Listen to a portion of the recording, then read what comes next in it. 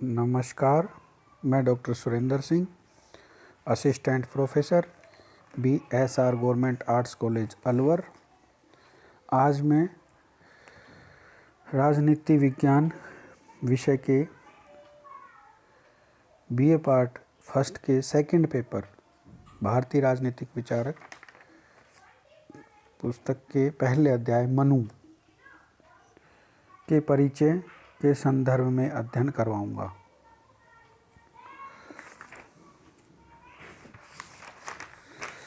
प्राचीन भारतीय राजनीति शास्त्र की परंपरा में मनु की रचना मनु स्मृति का विशिष्ट महत्व है। इस ग्रंथ को मनु संहिता अथवा मानव धर्मशास्त्र भी कहा जाता है। मनु मूलतः धर्मशास्त्री हैं और उन्होंने धर्मशास्त्र के एक प्रमुख अंग के रूप में राजधर्म अर्थात राजशास्त्र की विवेचना की है। मनु से संबंधित सामान्य परिचय के अंतर्गत निम्नलिखित सामग्री का उल्लेख किया जा सकता है। नंबर 1 मनु का परिचय या मनुस्मृति का रचना काल और दूसरा है मनुस्मृति की विषय वस्तु। मनु का परिचय या मनुस्मृति का रचना काल। धर्मशास्त्री या राजशास्त्री मनु कौन थे और उन्होंने अपने प्रसिद्ध ग्रंथ मनुस्मृति की रचना कब की? इतिहास की दृष्टि से ऐसे प्रश्न हैं जिनका स्पष्ट और पूर्ण निश्चित उत्तर दिया जाना संभव नहीं है। धर्म पुराण, राजनीति एवं साहित्य संबंधी प्राचीन भारतीय ग्रंथों में मनु का उल्लेख अनेकानेक श्रेष्ठ रूपों में हुआ है और इनके आधार पर कोई निश्चित मत निकाला जाना संभव नहीं है। ऋषि दयानंद के अनुसार मनुस्मृति के रचयिता महर्षि स्वयंभू मनु हैं, जो सृष्टि के प्रथम पुरुष भी हैं। यह उल्लेखनीय है कि स्वयं इस ग्रंथ में 3 स्थानों पर मनु के वंश का उल्लेख किया गया है, जिससे ज्ञात होता है कि मनु ब्रह्मा के पुत्र अथवा शिष्य हैं। किंतु अनेक विद्वानों का मत है कि मनुस्मृति के रचयिता स्वयंभू मनु नहीं बल्कि वैवस्वत मनु हैं। उनका तर्क है कि मनुस्मृति स्वयंभू मनु अर्थात प्रथम मनु के वंश का उल्लेख करते हुए वैवस्वत मनु को 7वां मनु बताया गया है, क्योंकि प्रथम मनु के काल में 7वें मनु का उल्लेख संभव नहीं है। अतः इस ग्रंथ को 7वें मनु अर्थात वैवस्वत मनु की रचना की ही माना जाना चाहिए। किंतु इस मत से असहमत विद्वानों का तर्क है कि मनु की वंशावली से संबंधित यह अंश मूल ग्रंथ का भाग नहीं है, अपितु प्रक्षिप्त अंश है, अतः अस्वीकारणीय है। संक्षेप में उपरोक्त मतों के आधार पर यह निष्कर्ष निकाला जा सकता है कि यदि मनुस्मृति स्वयंभू मनु की रचना है तो यह सृष्टि के प्रथम पुरुष अर्थात सृष्टि के एकदम प्रारंभिक काल की रचना है, और यदि वैवस्वत मनु की रचना है तो भी यह वैदिक काल की ही रचना है।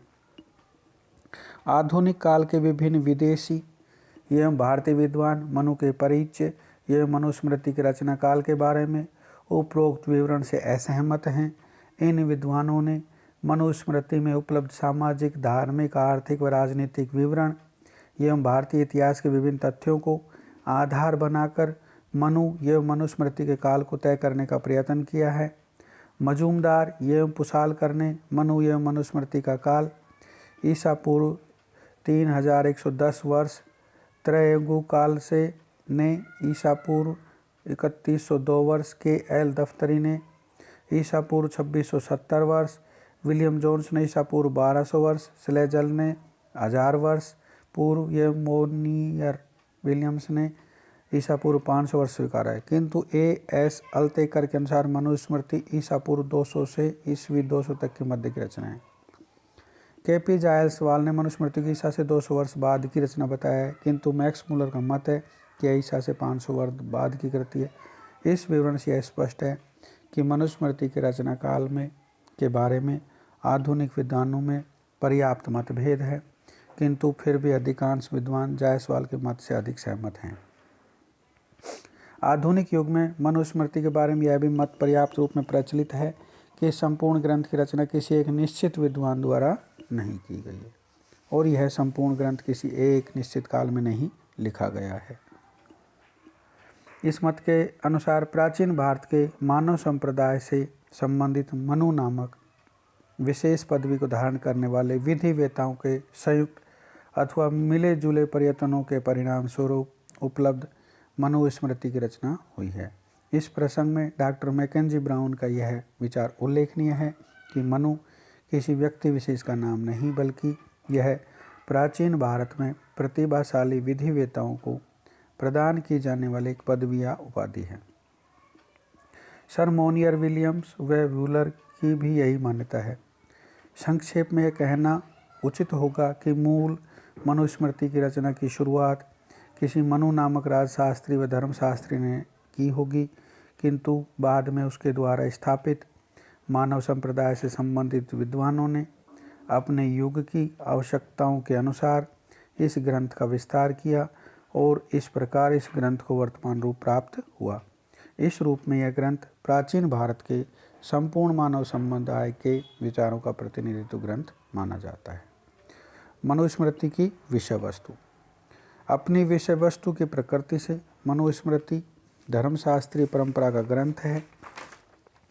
इसकी विषय वस्तु एवं चिंतन धर्म एवं नीति से प्रभावित है और इसने राजनीति को धर्म के एक अंग के रूप में मान्यता दी है।